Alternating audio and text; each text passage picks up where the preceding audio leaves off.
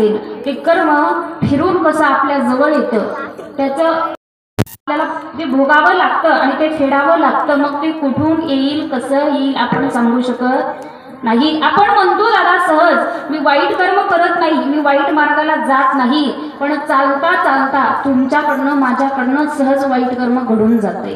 रस्त्याने आपण चालतोय, आपल्या पायाखाली किती किडे मुंग्या मारल्या जातात हे तुम्हाला मला माहिती नाही. हे तुमचं माझं कर्म आहे आणि त्याची फळही माणसाला भोगावी लागतात.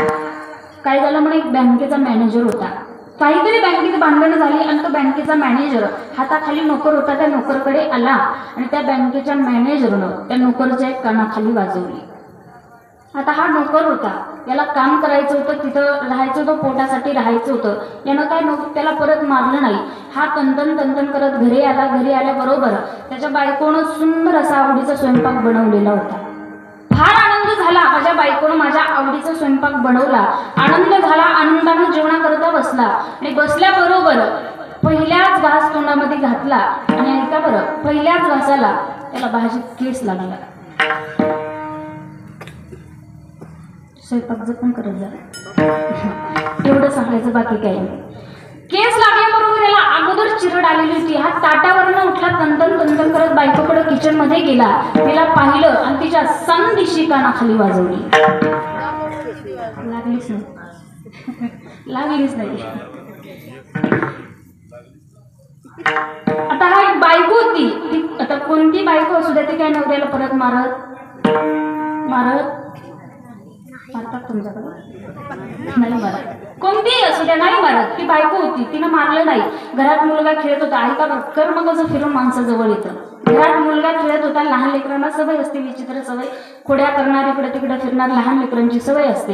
तो मुलगा खेळता खेळता घरात काहीतरी त्याच्याकडनं घरामध्ये पडलं, ते फुटलं. ती आई त्या लेकराकडे गेली, तिनं लेकराच्या कानाखाली वाजवली. तो मुलगा लहान पडला. कोणताच मुलगा आई बापाला मारत नाही. तो मुलगा राग घराच्या बाहेर खेळण्यासाठी गेला आणि गेल्याबरोबर त्या मुलाला दारामध्ये कुत्रं झोपलेलं दिसलं. त्या लेकरानं काय केलं, लहान लेकरांना सवय असते, एखादं कुत्रं समोरून चालताना दिसलं की त्याला ते दगड फेकून मारलं. त्याला कुत्रं समोर दिसलं, त्यानं एक दगड उचलला आणि त्या कुत्र्याला फेकून मारला. कुत्र्याच्या समोर एक गृहस्थ उभे होते. ते कुत्रं उठलं आणि त्या समोरच्या गृहस्थाला चावलं. ते विचार करायला लागलं, मी याला मारलं नाही, मी याला खोडी केली नाही, मी याला काहीच केलं नाही, तरी हे कुत्रं मला का चावलं. तेच कुत्र ज्या गृहस्थाला चावलं का, तो होता बँकेचा. कोणाजवळ आलं कर्म, त्यानं केलं, त्यालाच भोगावं लागलं. तुमचं माझं पण असंच आहे. म्हणून माणसानं कर्म चांगली करावी. कारण सांगू, तुकोबरायचे आपल्याला उपदेश करतात की आपुला तो एक देव करुणे घ्यावा आणि तेने विण जीवा सुख नये. त्या देवाला जर आपलंसं केलं तर आज जगामध्ये ज्या सुखाची तुम्हाला मला अपेक्षा आहे ते सुख आपल्याला प्राप्त होतं.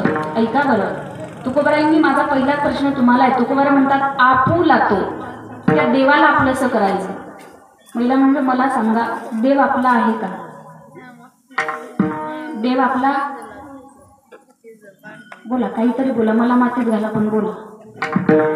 देव आपला, देव आपला हे तुमचेच आहेत का? तुमचेच आहेत नाही? घरी बोलतात का? घरी बोलतात, घरी बोलू देत नसतील.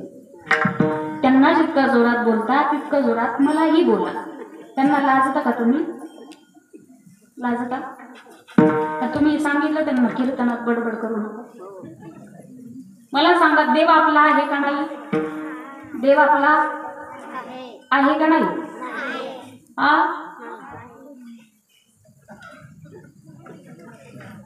मी अगोदर वैतागलेली आहे, माईकला पाशी गेली तर. मला सांगा, देव आपला आहे. इकडे पुरुष मंडळ, देव आपला पार्टी बदलायची नाही करत. देव आपला आहे. आता ऐका, तुम्ही म्हणता ताई देव आपला आहे, देव माझा आहे, देव माझ्या अंतःकरणात आहे, हे तुमचं म्हणणं आहे. मला सांगा, तुम्हाला जर समजलं असतं देव आपला आहे तर तुम्ही इतका सायासानं प्रपंच केला.